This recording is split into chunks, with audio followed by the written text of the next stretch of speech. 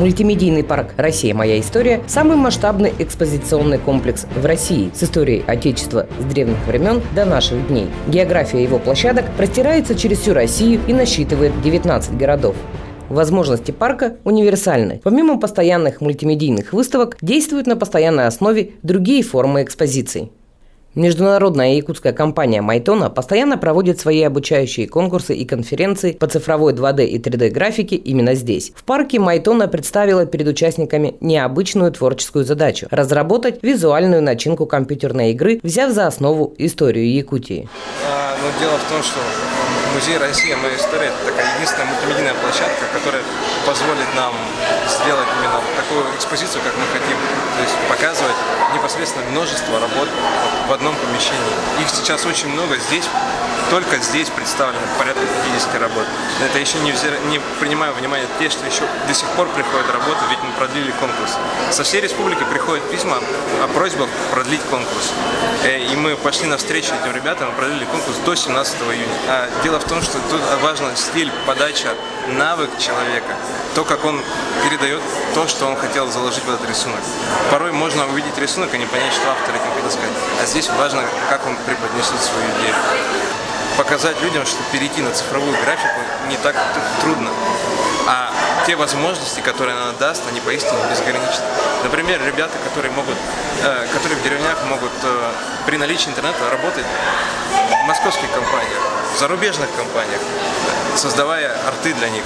Мы не для себя это делаем, мы делаем для того, чтобы у ребят здесь, у людей здесь была возможность понять, что CG, компьютерная графика, это не трудно, и перейти на нее действительно стоит.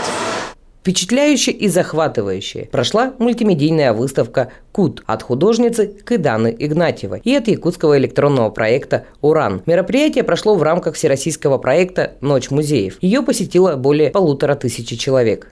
У нас вообще по Якутску проходят такие выставки, в основном академических художников. Такие картины висят, открывают ленточку, режут и все, получается. А у нас это первое мультимедийное, когда все двигается, и еще со звуком, и еще это картины с маслом. В Якутске такого вообще никогда не было. В выставочном зале «Республика» выставки сменяют одна другую. Экспозиция «Куда ушли мамонты?». Следом выставка «История Якутска». А сейчас открылась выставка «Театр Док», подготовленная Саха-академическим театром и театром Аланхо для ценителей и почитателей якутского театра. Помимо этого, в историческом парке проходят квест-игры, кинопоказы, благотворительные акции, всевозможные дизайн-игры и конкурсы. Для подрастающего поколения в этих стенах действуют особые условия. Второй год подряд воспитанники детского центра «Берегиня» отмечают День России посещением исторического парка и велопробегом «Живое наследие Якутии». Да, это у нас акция, она традиционная. Но второй раз мы проводим именно от этого музея, и второй раз именно совместно с «Ночными волками». Самое главное, что они принимают участие. Сейчас ребята поедут туда на гору, и они будут вместе с ними там весь день.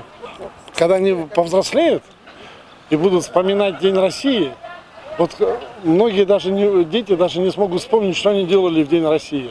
А наши дети, они всегда будут вспоминать, что это был велопробег, что это был музей, что это были ночные волки, что это были знамена, что это было очень торжественно. У них обязательно у всех отложится в память. И самое главное, что у них отложится в памяти то, что им будут сейчас рассказывать там, на Чучур-Муране. О Якутии, о России, о Якутске. Постоянными посетителями исторического парка являются иностранные гости. Посещают парк не только чтобы ознакомиться с историей страны, но и проводят здесь свои выставки. Журналистка из Китая госпожа Хаянь Чжоу, фотограф, которой полюбились якутские стерхи, открыла выставку на прекрасном озере Паянг. В Китае она известна тем, что ей удалось организовать первую охраняемую территорию на местах зимовки стерхов. Этот участок известен тем, что 200 стерхов из Якутии выбрали именно это место для своей зимовки. Яя говорит то, что она считает основной причиной того, что стерхи прилетают в Сибирь, это то, что здесь в российской Сибири практически нету людей. И стерхи прилетают сюда гнездиться чисто из-за того, что их здесь никто не беспокоит. Исторический парк «Россия. Моя история» очень профессионально подошли к организации моей выставки, и все сделали так, как я и представляла.